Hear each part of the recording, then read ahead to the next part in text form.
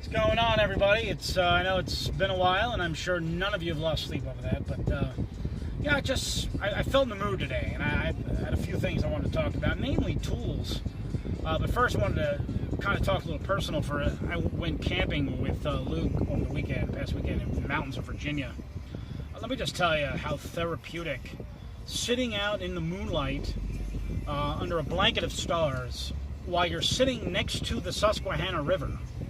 I mean, the Shenandoah River, just breathtaking. Listening to the water trickle over the rocks. If it sounds ridiculous, it was. I mean, honestly, it was just amazing.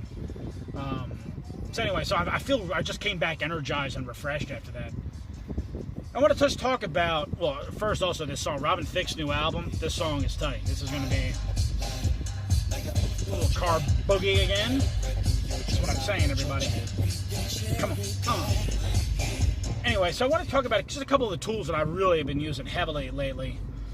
First is Feedly, which I really love. I actually like the fact that Google Reader has disappeared. Now, a few months ago, I wouldn't have said the same thing, but I mean, just the Feedly interface.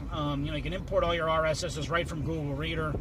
I love the interface. I love the mobile app, and the mobile app is nice and slick. You can read all your articles that you want to see.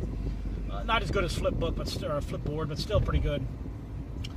So I've been using Feedly a lot, and the best part about Feedly is that I can then tie into if this, then that. And I don't know how many people have used that.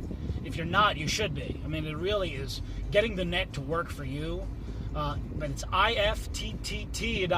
And what's cool about it, you could create what are called recipes. I'll give you a couple of examples of how I've used it in the past and how I use it now. So in Feedly, what I'll create is like a multifamily RSS view. It's all my RSSs for all the multifamily blogs that I like.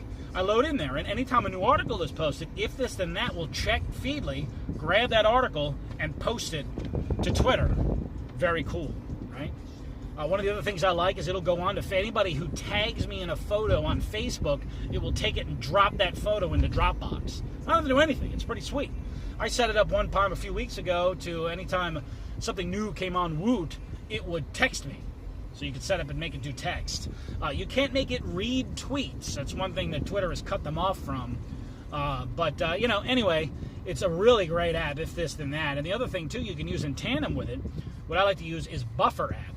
If you go to bufferapp.com, what's nice about that is I see any articles that I like, I will add them to Buffer. There's an app on my Google Chrome that'll do that.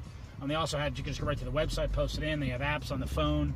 And so any article even I find on the phone, I upload it to Buffer, and then I can schedule a tweet or even a Facebook page post throughout the day. Now, if you want to do it more than, I think, 4 times a day, you have to pay for that. But as a free app, oh my God.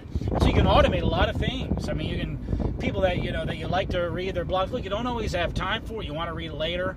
I can at least pull up my Feedly. I can go in and take a look at what I've done on If This, Then That. If This, Then That is really cool. I mean, I encourage all of you to at least check it out and all the things that you could create. You could talk probably at a 10-hour video on all the different recipes and all the different possibilities that you could do. One of the other things I did during NAA, and then I'll get off, is I had it checking on Instagram to see if anybody did the hashtag NAAEDUConf, and when it did, it would grab the Instagram photo and tweet it out. So people in that hashtag, so that way people didn't have to leave Twitter in order to see other types of photos people were posting. Very cool. I mean, are people, were people like, oh my God, that's so phenomenal when it was going on? Probably not. But I just thought it was a cool way to engage with the conference and not be there. And it's just a cool thing to do. I mean, that's what makes If This, Then That such a cool tool. Definitely my favorite. You can definitely work it in any marketing, any tech, anything that you've got going on. You can easily create a recipe to automate a lot of the mundane, maybe boring tasks that you might need. So anyway, that's it from my mouth today. That's probably enough before I wreck my car while driving. But I hope everybody's doing great, and have a great week.